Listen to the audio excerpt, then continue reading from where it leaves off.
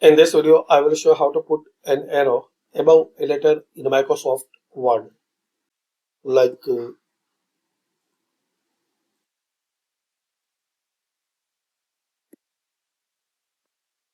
A equal to I plus 4J.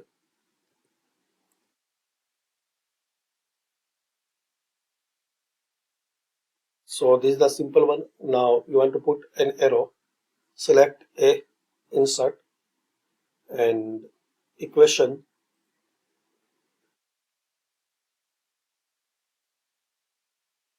ascent,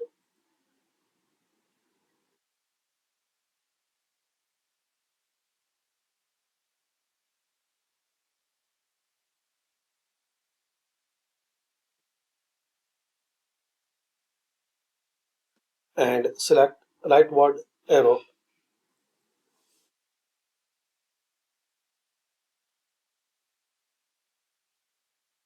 select I, insert, equation, ascent, and select this head, 4J, same, equation, ascent, and select head.